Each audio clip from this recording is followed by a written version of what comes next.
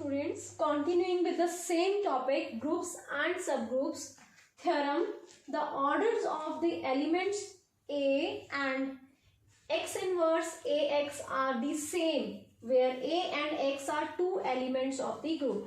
So you have to prove that order of A and x inverse Ax are the same. ठीक है.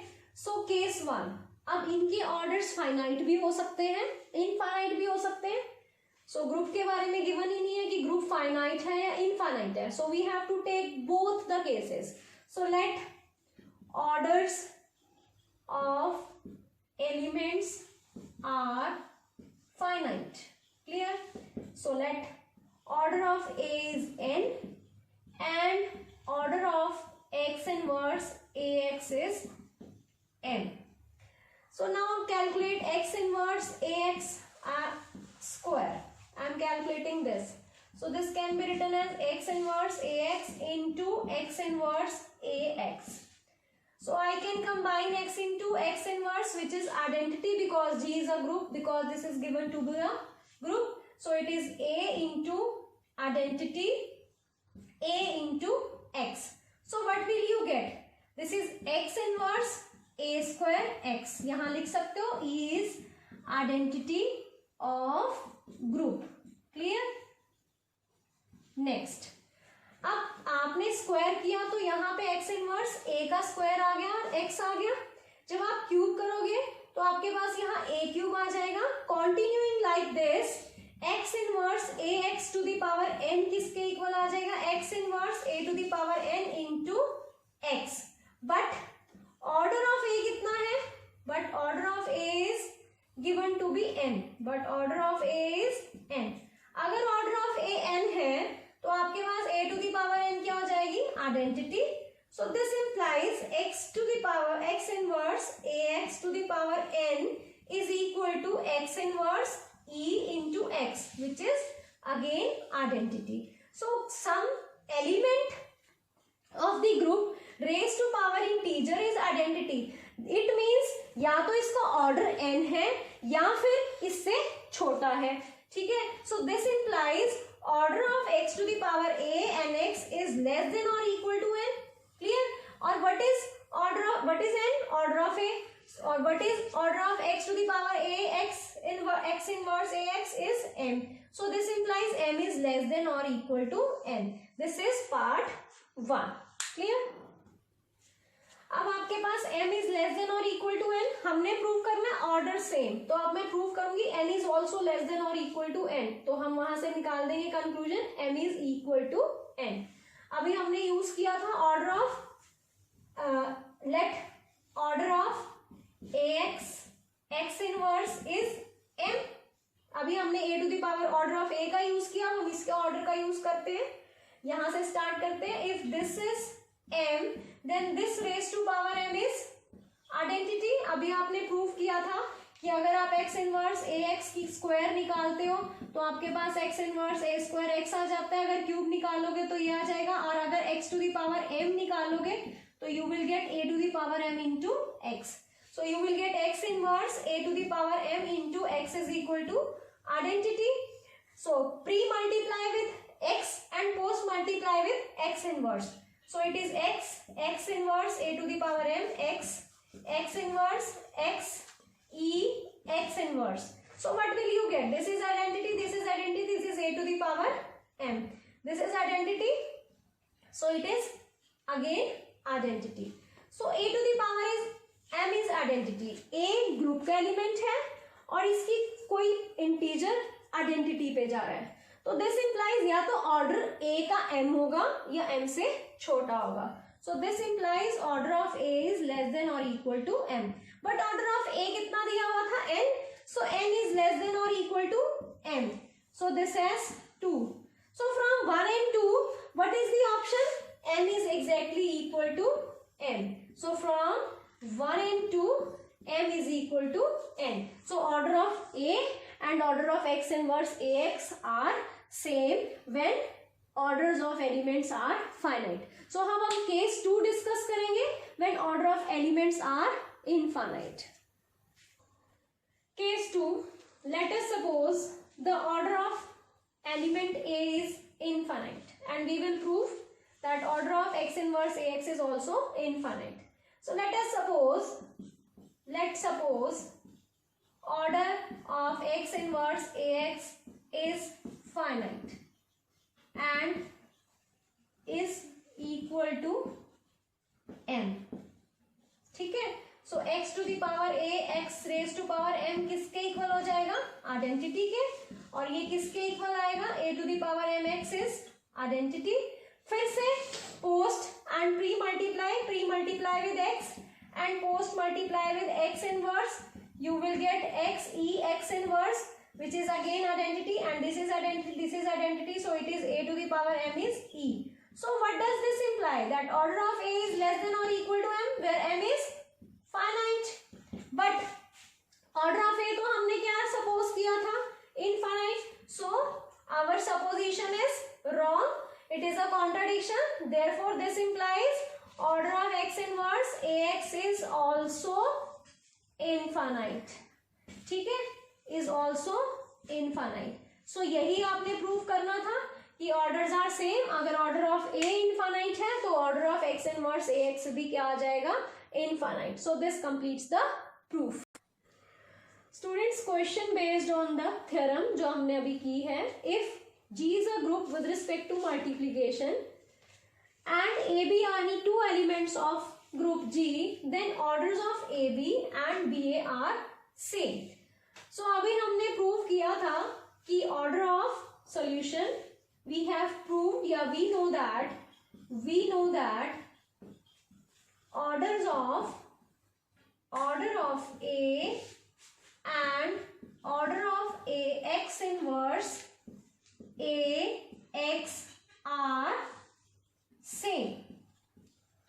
ठीक है, अभी हमने ये प्रूव किया फॉर एनी ग्रुप जी आपके पास order of A and order of X inverse A X जो है वो क्या है? सेम है. सो लेट अस सपोज अब हमें यहाँ पे क्या दिया हुआ है? Let A comma B belongs to G. This implies A into B also belongs to G. Because of closure property G is a group with respect to multiplication. So order of A, AB and x inverse ABX are same. So you have order of AB is equal to order of x inverse ABX. ठीक है, ये elements किसके थे? Group के. तो AB भी किसका element है? ग्रुप का. ठीक है, for A belongs to G. ये हमने रिजल्ट यूज कर लिया है यहाँ पे. अब x को हम फिक्स कर देते हैं. Let x be any element, जो हम ग्रुप का कोई भी एलिमेंट था हमने x को फिक्स कर दिया a के इक्वल. सो आपके पास क्या आ जाएगा? ab is equal to order of a. x की जगह हमने a लिख दिया, हमने x को फिक्स कर दिया a इनवर्स a. ठीक है, a inverse into a is element of group g. a inverse भी एग्जिस्ट करेगा क्योंकि group g with respect to multiplication a into a inverse क्या आ जाएगा? Identity of group. So you have order of AB is equal to order of, this is identity into BA is BA. So you have to prove this order of AB is equal to order of BA. So this completes the solution of the question. Next theorem, the order of an element of a group is same as that of its inverse. ठीक है, सो हमने prove करना है order of A is equal to order of A inverse where A belongs to group G. So let us suppose case 1. अब यहाँ पे भी आपको ग्रुप का कुछ मेंशन नहीं है, ग्रुप में भी फाइनाइट और infinite. So when the order of A is finite, let us suppose order of A जो है वो फाइनाइट है and you have to prove the order of A inverse is also finite and exactly equal to A. So order of A is finite. Let order of A is n, where n is finite. ठीक है, तो अगर order of A n है तो a to the power n क्या हो जाएगा? Identity. And a to the power n को आप ऐसे लिख सकते हो, group is E is identity of group G. E is identity of group G with respect to multiplication. ठीक है, सो आपके पास this is equal to n. a को n टाइम्स मल्टीप्लाई किया, this is n times multiplied. ठीक है, अब आपके पास इनवर्स हम ले लेते हैं इसका, क्योंकि आपने इनवर्स पे लेके जाना है इसको, और आइडेंटिटी का इनवर्स वो खुद ही होता है identity. So this is A inverse, A inverse, A inverse up to A inverse which is identity. So this can be written as A inverse raise to power n times है ये भी, is equal to identity. अब group का element है A भी और A inverse भी, because D is group under multiplication. तो ग्रुप का element raise to power some integer is equal to ई. तो ये क्या शो करता है कि या तो order of A inverse n होगा या n से छोटा होगा. So order of A inverse is less than और equal to n. n is order of a. So यहाँ पे आ गया order of a inverse is less than और equal to order of a which is finite. So order of a inverse भी क्या आ जाएगा, फाइनाइट. अब हमने ये प्रूव करना है कि this is exactly equal to order of a. ठीक है. सो आपके पास लेट अस सपोज कि order of a, so let us suppose order of a inverse is m. ठीक है. So order of a inverse m, it means this implies a to the power m, sorry, a to the power minus 1 to the power m is identity. So it is a to the power minus 1 so on minus 1 m times, this is m times is equal to identity. So अगर आपने इसको m times लिखा is equal to identity, तो हम इसको एक बार फिर से इसका इनवर्स ले लेते हैं सारे का. हमने ए पे जाना है, पहले हमने इनवर्स पे जाना था तो इसलिए इनवर्स लिया था. अब हमने ए पे जाना है तो हमने ए इनवर्स का इनवर्स ले लिया. So it is A into A into A into A is equal to E. This is M times, so this is A to the power M is E. A भी group का element है, ई भी group की identity है. सो order of ए या तो M होगा या एम से छोटा. So this implies order of A is less than और equal to M. What is m? m is order of a inverse. So it is order of a is less than or equal to order of a inverse. Clear? So this has 1, this has 2. So from 1 and 2, यहाँ पे order of a less than or equal to a inverse, यहाँ पे order of a inverse is less than or equal to order of a. From 1 and 2, order of a exactly किसके equal हो गया? Order of a inverse. So this is the first part. When order of a is finite, we have proved they both are equal. अब हमने क्या discuss करना है, when order of a is infinite. Next case, case 2, when order of a is infinite.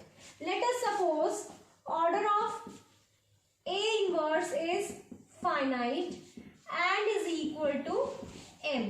So this implies a inverse to the power m is identity. This can also be written as a to the power m raised to power minus 1 identity.